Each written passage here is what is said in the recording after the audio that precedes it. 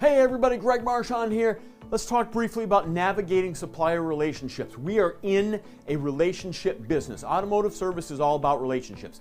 We focus a lot on customers, we focus a lot on employees. Look, your supplier relationships are important too.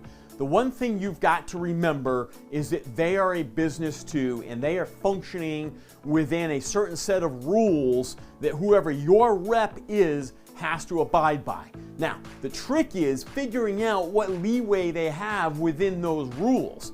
The bottom line here is that whether you like this or not, this is the way it works. The more you buy from them, the more leeway within those rules they're going to have because you're making them more money. And I used to tell consumers all the time when I worked for a major OE, and I'd tell them, look, you want somebody to honor your vehicle warranty outside of warranty? They want to give you a little bit of leeway?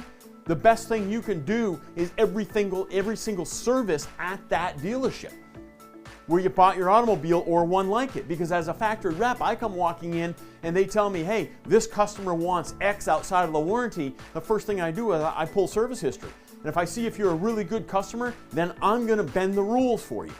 The same thing with supplier relationships. When you're in a relationship and you're spending money with somebody, they are more likely to give you a better discount on your pricing, to give you different product, to be more flexible in delivery times, things like that.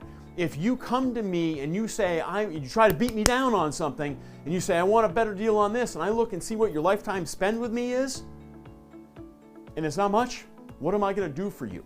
Right? So set your expectations based on how much business you do with somebody, and if you feel like you're doing quite a bit, then have a conversation with it. And here's the other thing before we go that I'm going to say about supplier relationships. Don't set it and forget it. Always review your supplier relationships at least once a year and understand whether you can renegotiate the value you're receiving or not. As an owner, that's part of your job. Keep up the great work and never, ever, ever stop learning.